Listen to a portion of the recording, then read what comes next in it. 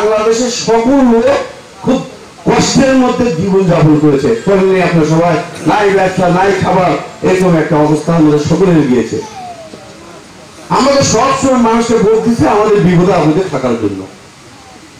আপনার ধর্ম প্রদত্ত আওয়ামী লীগের যুবক কিছু ছেলে ছাড়া আপনাদের বাড়িতে বা আপনাদের খাবার খোঁজ আপনার কেমন আছেন এই খোঁজটাও করে এটা নিয়ে একজন আসছে আপনাদের কাছে, একজন লোক আসেনি।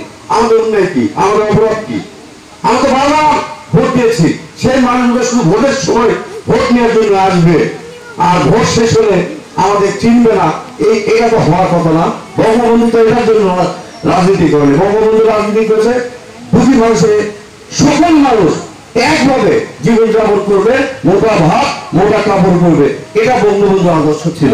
সেই আদর্শ চিন্তা করার জন্যই কিন্তু আমি এই দলে এসেছি। বঙ্গবন্ধু বলেছে ধর্ম যার যার, রাষ্ট্র কিন্তু আমাদের সকলের। বঙ্গবন্ধু বলেনি জামাত করে ওই লোকের দিতে হবে না, বিএনপি করে ওই লোকের দিতে হবে না। বঙ্গবন্ধু জীবনে এই কথা বলেনি।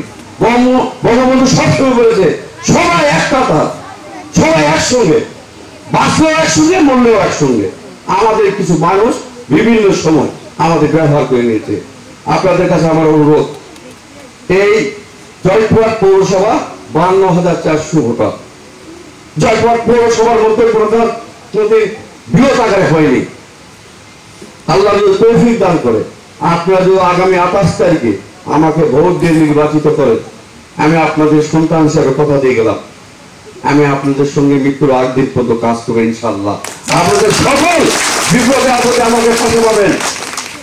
আমি আপনাদের শুধু এই এলাকার নয়, পুরো এলাকার মানুষ বলতে পারবে না আমি গত 5 বছরে আমি মোস্তাক মেয়র হওয়ার পর ওই চেয়ারের ক্ষমতা দেখে মানুষের সাথে শোষণ অন্যায় অত্যাচার করেছি, কেউ বলতে পারবে না। আমি আগেও যেরকম ছিল এখনো সেরকমই আছি। মেয়র হওয়ার পর যে পরিবর্তন হয় সেই পরিবর্তন কিন্তু আমি নিজেকে করিনি। আমি সবসময় চিন্তা করেছি আপনাদের পবিত্র ভোট নিয়ে নির্বাচিত হয়েছি। আপনাদের এই দিন আসলে 5 বছরে আমি মেয়র ছিলাম, তারপরেও আপনাদের দিন আমি কোনদিন শেষ করতে পারবো না।